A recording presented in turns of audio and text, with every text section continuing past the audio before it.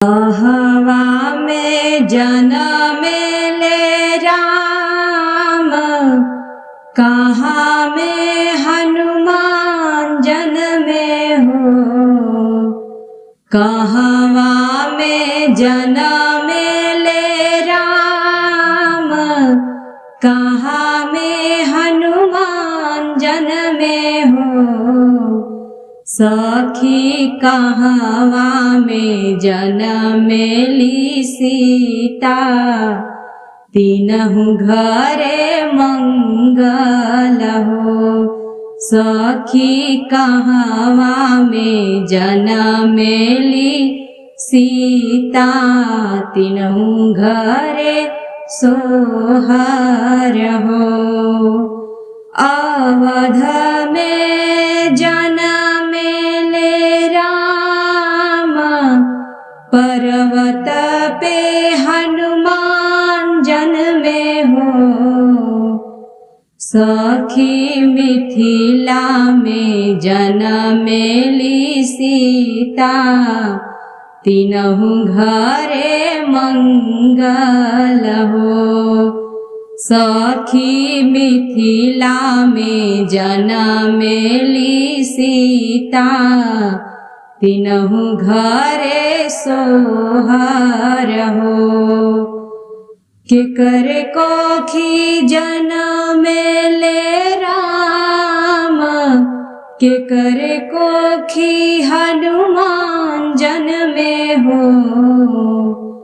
सखी केकर कोखी जनमेली सीता, तीनहु घरे मंगल हो।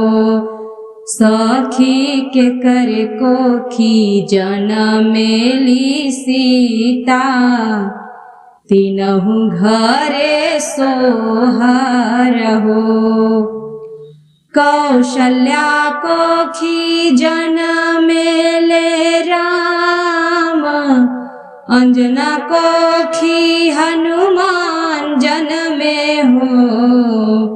सखी सुनैना कोखी जनमेली सीता, तीनहु घरे सोहर हो।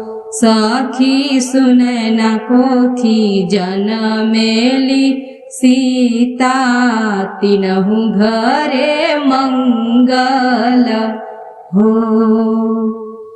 के लुटावे धेनु गैया, के लुटावे मोहर हो। सखी के लुटावे पुर पाटन, तीनहु घरे सोहर हो। सखी के लुटावे पूरा पाटन, तीनहु घरे सोहर हो। दशरथ लुटावे धेनु गैया, केसरी लुटावे मोहर हो। सखी जनक जी लुटावे पूरा पाटन, तीनहु घरे सोहर हो। सखी जनक जी लुटावे पूरा पाटन, तीनहु घरे सोहर हो।